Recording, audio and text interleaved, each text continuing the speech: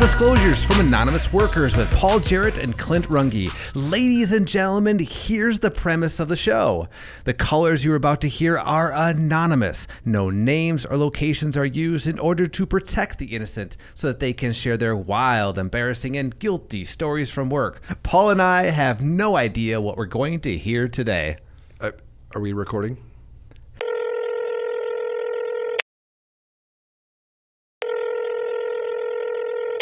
Welcome to Fail Disclosure. You're on the show. Oh, Jesus. Always a great way to start Good off the start. show. Yes, you called. Okay. How do you want me to deliver this pain and suffering? I want you to start at the very beginning, take us through the whole story. That nice, long, agonizing stretch. Do we, can I name names or do I need to keep it? No names, no places, unless they're famous figures or something like that. And if you slip up, Okay. we'll bleep them out. We'll bleep out if there's anything that. Okay. All right. Well, I've got a couple. They're more ended poorly than fails. But the first one was there was quite a large athletic firm in Oregon that was hosting an event. It was a Floyd Mayweather fight in 2005. It was their first Jordan event. Okay. And Very specific. yeah, it was it was a Jordan sponsored event, and Mr. Jordan himself was going to be there. Oh, Wow. Yeah, so big deal. Everybody was very excited about this. And we were hosting the after party. So at the after party, I was the one who was on the door with the clipboard because it was one of my events, and I had Big Rob behind me, who was 6'7", helping keep people out. Like and, the Big Rob? The Big Rob, not Big James. Big Rob. Big James is Nice. 6'6". Big Rob is 6'7". And your job is to check off people who are supposed to be in the party. They can get in. Nobody else can. Correct. Right. I'm checking the door list, the guest list, making sure that folks aren't trying to get into this event. There's a lot of people around trying to get in. It's at the stadium, the Rose Garden, where the Blazers play. So it's a big open venue, a lot going on. And I'm standing there, and Michael Jordan walks up, and on one side of him is James Toney, who is a heavyweight champion, and on the other side is about 15 other people in his entourage who are all there to get in with him. And Big Rob is vibrating behind me, going, "You got to do this. You got to do this."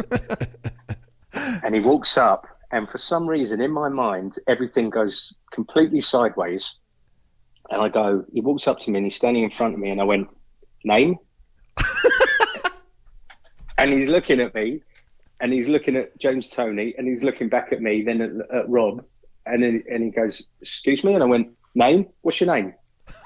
And he looks at me again, he goes, "I'm Michael Jordan." I went, "Sorry, mate, you're not on the list." And he's going, "What the fuck did you just say?" I went, "Sorry, did you say your name's Michael Jordan? I can't find you on the list." Are you And I could fucking see with Big him? Rob looking at me. And Big Rob's looking at me like, "What the fuck are you doing?" Just dying. And I went, nah, that's all right, mate. I know who you are. Go on, all right, you can get in. So they all walk in, and then after that, I was asked to not work on any more Jordan events. It went so much better in my head.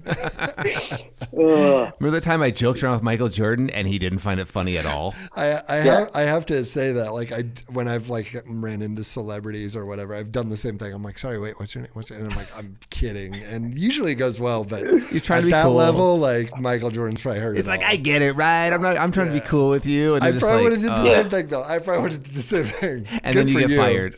Now you Oh, got a thank good you. Yeah. story out of it. That was a pretty good one. I don't know why I've got this weird mental deficiency that I just have to mess with famous people all the time. I love it. I ran into one of the girls from The Bachelor. Remember the Bachelor, or the Bachelorette, or The Bachelor, Yeah. one of those shows. She lives in Oregon, and she showed up at this event, and everybody's making a big fuss of her and paying attention to her. And I went, "Darling, do you mind taking a picture?" And she goes, yeah, no worries." And I gave him my camera and told her to take a picture of me and my mate. That's so good.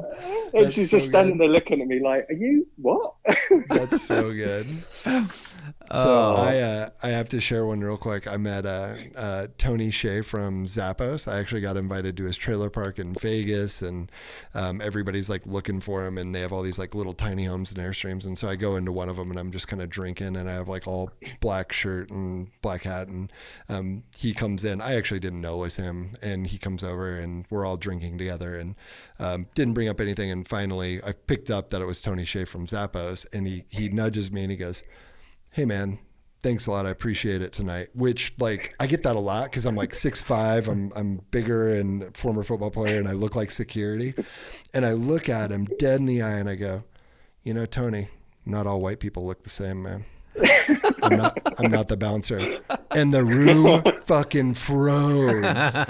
And he just goes, "Die!" And I just started laughing. And he's like, "Let's drink." And then we ended up, I don't remember the rest of the night, but I've been invited back to his concert and a few other things. That's hilarious. So that's how I got to be kind of acquaintances with him. So I think you do the right thing. Thank you. Okay, Yes, so has this sideways mental deficiency ever burned you in other ways? Yeah, well, there's a couple of other ones where I was Tell told us. that Plenty of them. Yeah, there's a couple that I've had some run-ins with. I don't know what it is. I'm just an idiot. I think I just like fucking with people, and I at the time I was messing with Snoop a little bit, and he was asking to be taken care of, lubricated, and I was messing with him on that one. He didn't really appreciate that. And then I almost electrocuted Roberta Flack once as well. That was a good time. Electrocuted? Who's Roberta Yeah. Flack? Does everybody know who that is but me? She's a singer. Okay. Very famous singer. Yeah. Yeah. I don't think she's around anymore. She's an old lady. She's been electrocuted, so Yeah, she might be dead. I just told you, I killed her. I electrocuted her. So how did you almost electrocute her? We had an event. She did the song "Killing Me Softly." Yeah. And first time ever I saw your face, those ones. And she was on stage for an event that we did in Hawaii on the beach, and a big typhoon rolled in, and big hurricane, whatever, massive storm. And they're looking at me going, "We've got to get her off stage. And I'm going, no, she's fine. She's going to do this. She's going to be okay. And she came, at some point, she was a little old frail lady, and she came tottering off stage at one point, and she just looked at me like she was going to kill me. I went, "It's just showbiz, baby." She didn't want to work with me again after that. Yeah. Was she singing "Killing Me Softly" when the electricity hit? She might have, as I could see the sparks flying across the stage because it was being waterlogged. That was a good one. I got one more for you, a quick one. Yep. But this is the time I tried to have a fight with 5,000 people. I want to hang out with you. I feel like we would get along swimmingly. There'd be a lot of trouble, I tell you. I can't do it anymore because I'm old now, because I have a family and I've got to be responsible. Yeah, but it was the World Cup 2010 when England played USA, and we were launching the Timbers were having a new. They were launching their new logo and Timbers logos and all kinds of stuff. And we launched it, and it didn't go down too well. The fans weren't happy, so it was already a bit of a charged atmosphere. Not me. We helped them launch it. It wasn't anything to do with us. It's right? showbiz, baby. It's showbiz. I wish that's how every story ends. It's showbiz, baby.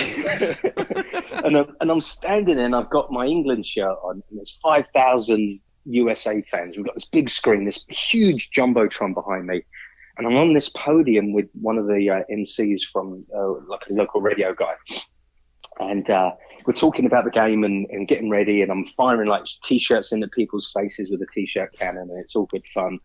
And the game's just about to start. And this guy, John Strong, who's the MC, turns to me, the radio guy, goes, so what do you think is going to happen in this game? And I said, well, I think the US may have a chance. But let's be honest, you lot are shit. We're going to wipe the floor with you lot. And in unison, there's 5,000 people going, "Fuck you!"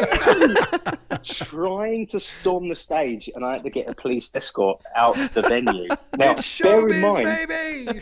it's showbiz, mate. This is my own event that I'm throwing, and I had to be escorted out of my own event and be told to not come back for a while. So I just was at the verge of inciting a 5,000-person soccer riot. I love the image of a guy who, Oh, my who, face who hurts. keeps throwing events Oh, my face and gets hurts. kicked out of all his own events. Yeah, And he just Yeah, keeps it getting could- rehired. yeah. I want to hire you it's for been an a problem. event. I want to hire you for an event just because of this. Okay. Also, I'm not I've gonna ran lie. events, and I'm like, I totally get it, dude. By the time you're getting close to over, you're like, fuck this shit. Okay, Oh, yeah. I just gotta tell you this one. There was a time where a friend of mine was the person who shot the hot dog cannon at like the hockey games, Yep. and Oh, yeah. his sidekick who normally loaded the hot dogs wasn't able to make the game, so he called me. He's like, "Hey, you want to go shoot hot dogs?" I'm like, "Fuck yeah, I want to shoot hot Yes, dogs." duh. It's my first hockey experience. Never been to a hockey Yep. game before in my life. We go on, and so then whatever between the second and third period, we roll out with this hot dog cannon, and he's shooting it over in the crowd. They love him. Like he's the guy who gives hot dogs to hockey fans. He's like, "Hey, dude, you want to shoot it?" And I'm like, "Yeah." He gives me the gun. I immediately turn, I aim it to the crowd, and I shoot it, and I splatter a hot dog against the glass. It just destroys the hot dog. Everybody in the entire arena boos me, like hockey fan third period showbiz, boo. baby. Ah, boo, fuck It's you. showbiz, baby. Oh, everyone's so liquored up. I've never felt such. I'm imagining this is how it felt, where everyone in the room literally hates you. Yeah. Oh, hey, that fucking was hot great. dog Thank you for machine. sharing this. So good. Of course, So good. of course. All right. All right, thanks, All right, dude. thanks, man. All right. Cheers. Bye. Bye. Bye.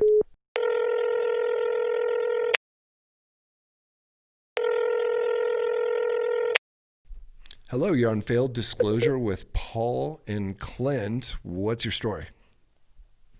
Well, my story is I work as a nurse in the emergency room, and I had this 16-year-old patient come by who got a vibrating dildo stuck up his butt, and he had to go to surgery for it.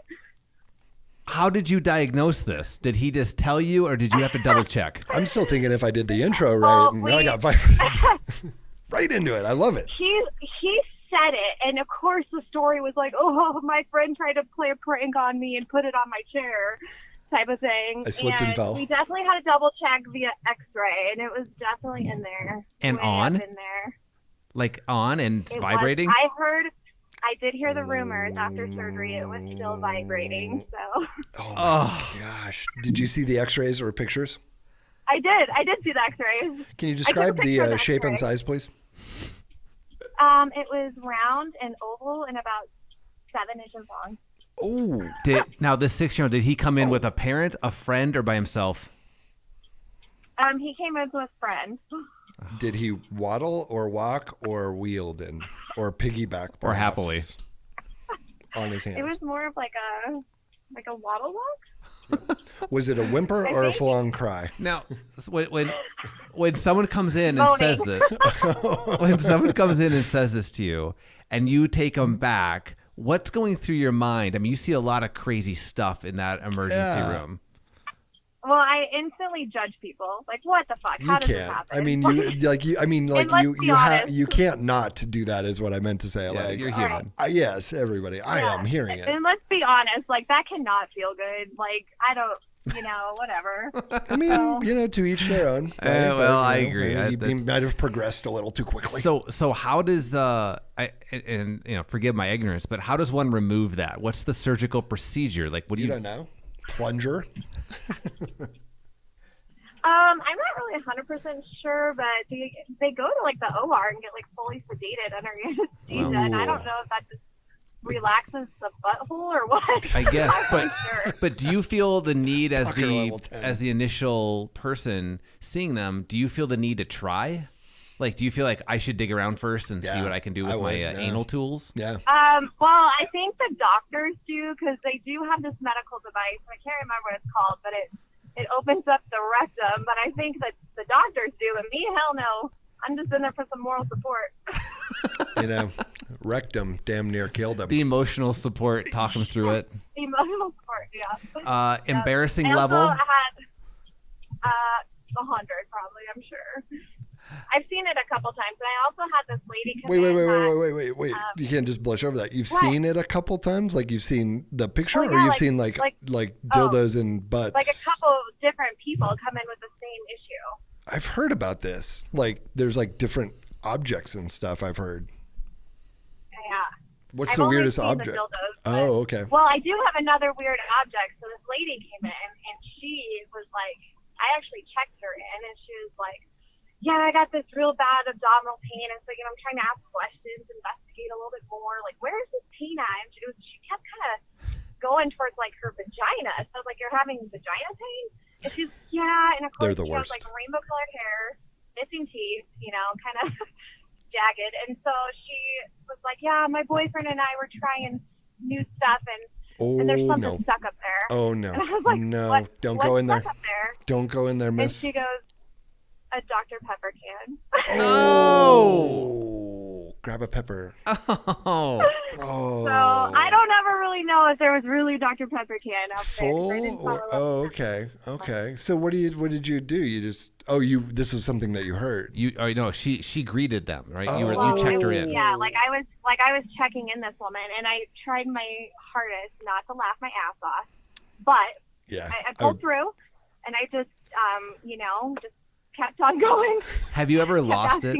It's your professional responsibility to always just treat. It's like everyone just has the exact same problem, right? And you treat them equally. But have you ever just been like, "Are you fucking kidding me?" Have you ever just snapped? Nobody drinks Mr. Pibb.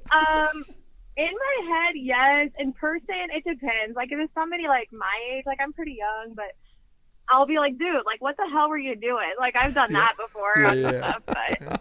It just depends on the situation. Oh my, that is funny. I've seen I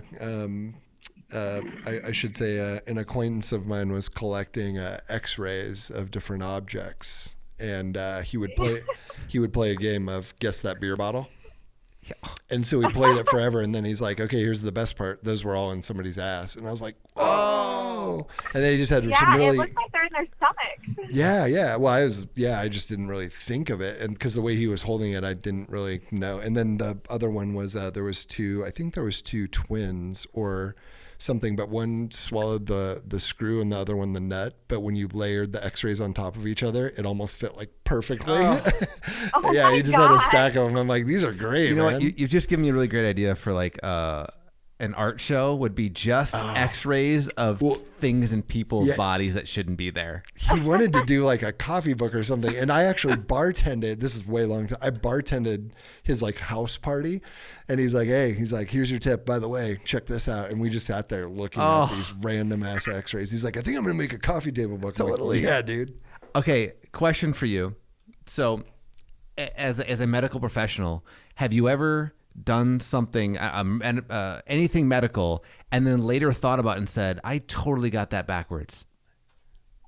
Like in real life? Yes. Like you've done something, you're like, I totally screwed it up. Here, put this thermometer in your mouth. Ah, shit, sorry. That's the one for the butt. With it. That's the one for the butt. No, not really. I don't know. I'm pretty careful when I don't know. That was a pretty long pause. That was a pretty long pause. I know. I'd have to like really think about it. I mean, I don't think I've ever gone fucked up that bad, but tell us a really good rumor. What's a good rumor that goes around the emergency room? Oh, the nurses and the doctors sleeping together, 100%. Oh, is it true? Yeah, that's a true story, and this is also a true story about that. Is this one doctor? He's like 40, divorced his wife, and started dating like this, young hot nurse, and they got married like 6 months ago. Such a cliche. Such a cliche. I know. I hope he hears this. But that's the most common rumors is who's sleeping with who around the ER. That's all we care about. It's like they should make a show about this. Yeah, it's late at night. There's lots of rooms. Right. Lots of blood. Lots of dildos laying around. Totally. One thing leads to another. Totally. All right. Yeah. Well, this has been a good call. We love it. Thank you so much. We're on. Feel free to call back again if something pops into your mind. Pops into your mind. I'll see if anything else. Yeah.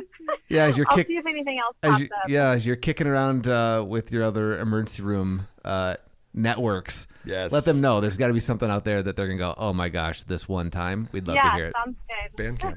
All right. Thanks. Thank you. Have a good day. Have a good weekend.